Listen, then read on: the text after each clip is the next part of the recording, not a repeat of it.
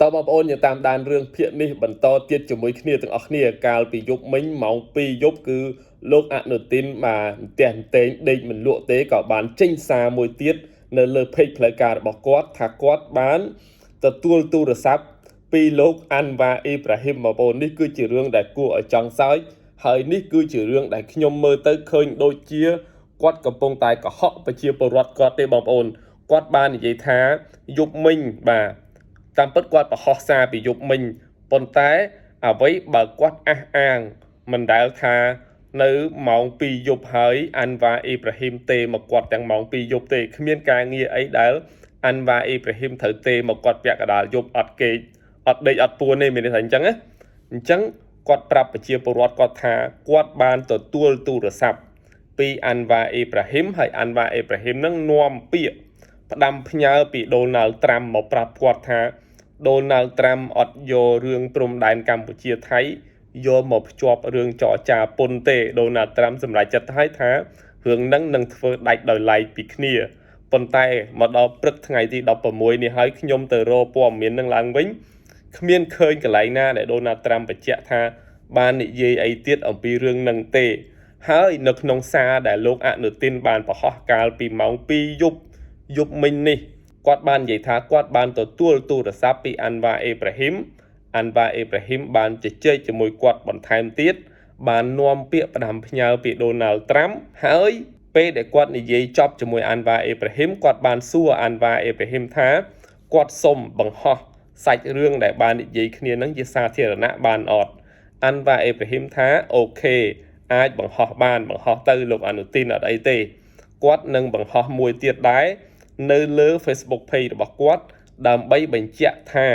អ្វីដែលយើងបាននិយាយឬក៏អ្វីដែលអនុទាននិយាយហ្នឹងគាត់ពិតជាបានដឹងឮរឿងហ្នឹងគាត់ក៏បានយល់ព្រមគាត់ក៏បាននិយាយអញ្ចឹងមែនដែរអញ្ចឹងសម្ដីនេះជាសម្ដីតែមួយភាគីប៉ុណ្ណោះ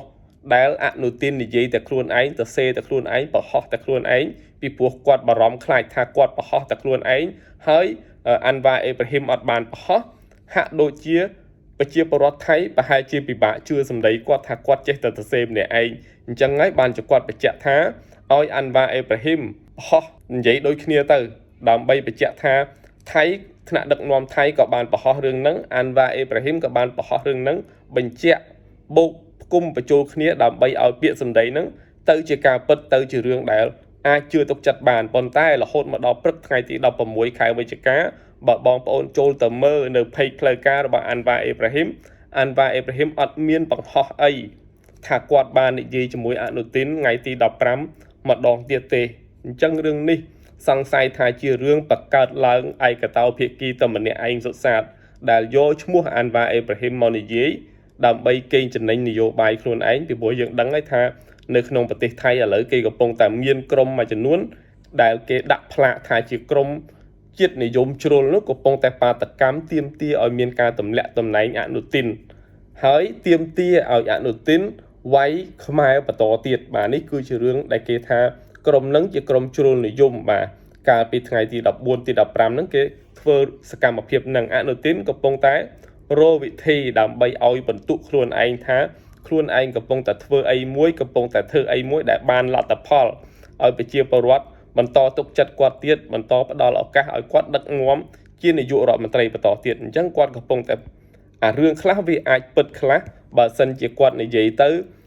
ដូណាល់ត្រាំក៏ប្រហោះថាអញ្ចឹងអាន់វ៉ាក៏ប្រហោះថាអញ្ចឹងយើងអាចជឿបានថារឿងហ្នឹងពិតជាបាននិយាយគ្នាមែនប៉ុន្តែថ្ងៃនេះកាលពីយប់មិញនេះអ្វីដែលគាត់បានប្រហោះសារដោយសារគាត់មិនបានដេកតាមពិតបើសិនជានិយាយអំពីរឿងលើកទូរស័ព្ទនិយាយទូរស័ព្ទគួរតែគាត់ទេទូរស័ព្ទទៅគេអន្ទះអន្ទែងមិនបានដេកបន្ទាប់ពីសហរដ្ឋអាមេរិកប្រកាសថាផ្អាកការចរចាពន្ធជាមួយថៃគាត់ទេដែលត្រូវអន្ទះអន្ទែងដេកមិនលក់ត្រូវទេទៅគេប៉ុន្តែគាត់កុហកប្រជាពលរដ្ឋគាត់យកយកអស់ចានតិចហ្នឹងគាត់ថាគេទេមកគាត់អាន់វ៉ាអ៊ីប្រាហ៊ីមទេមកគាត់មិនបានទេទៅគេទេមានរឿងអីដែលអាន់វ៉ាអ៊ីប្រាហ៊ីមត្រូវទេមកគាត់ពាក់កណ្ដាលយប់បាទនេះគឺជារឿងកុហកមួយហើយគាត់កុហកថាអាន់វ៉ាអ៊ីប្រាហ៊ីមក៏នឹងបង្ហោះសារនេះដែរនេះជារឿងដែលគាត់បាក់មុខមួយទៀតគឺគេអត់បានបង្ហោះសារអីទេអាន់វ៉ាអ៊ីប្រាហ៊ីមអត់បានបង្ហោះសារអីថាបាននិយាយជាមួយអនុទាននៅថ្ងៃទី15ទេអញ្ចឹងរឿងដែលគាត់កុហកប្រជាពលរដ្ឋគាត់ថា កុំឲ្យបារម្ភបាទឲ្យធូរចិត្តទៅកុំឲ្យបារម្ភអាមេរិកមិនយករឿងពុនហើយនឹងរឿងព្រំដែនកម្ពុជាថៃយកមកលោកឡំចូលគ្នាទេឲ្យប្រជាពលរដ្ឋថៃកុំបារម្ភហើយទុកចិត្តលើគាត់ទៀតទៅនេះជារឿងដែលគាត់កុហកបាទអញ្ចឹងមានន័យថាអនុទានអស់ផ្លូវដើរហើយឥឡូវនេះបន្ទាប់ពីយកឈ្មោះអាន់វ៉ាអេប្រាហ៊ីមមកប្រើដោយឯកតោភាគីបាទហើយមិនដឹងថាម្ចាស់ដើមគាត់ពិតជាបានដឹងអញ្ចឹងអត់ប៉ុន្តែពេលដែលអនុទានបានបង្ហោះរឿងនេះជាសាធារណៈហើយគឺស្មើនឹងយកឈ្មោះគេយកមកប្រើហើយបងប្អូននេះគឺជារឿងដែលធូរថ្លៃមែនទែនខ្ញុំមិនដឹងថាគួរនិយាយថាម៉េចប៉ុន្តែខ្ញុំមើលឃើញរឿងនេះហើយគឺជាការយកឈ្មោះគេយកមកប្រើម្នាក់ឯងដោយ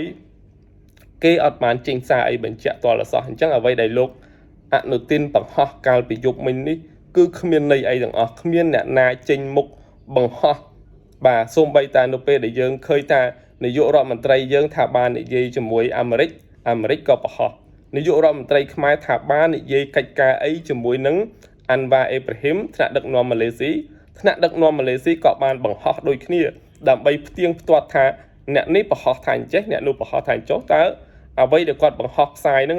វាដូចគ្នាអត់វាអាចផ្ទៀងផ្ទាត់គ្នាពិតជាគាត់បានពិភាក្សាគ្នាអញ្ចឹងមែនដែរឬទេកុំឲ្យភាគីមួយលើកយកទៅនិយាយម្នាក់ឯងអានេះអនុទាននិយាយម្នាក់ឯងគឺជារឿងដែលបាក់មុខបាទគឺជារឿងដែលគេកាន់តែស្អប់អនុទានទៀតថាអីអានេះឆ្លើយយកឈ្មោះគេយកទៅប្រើឯកតោភាគី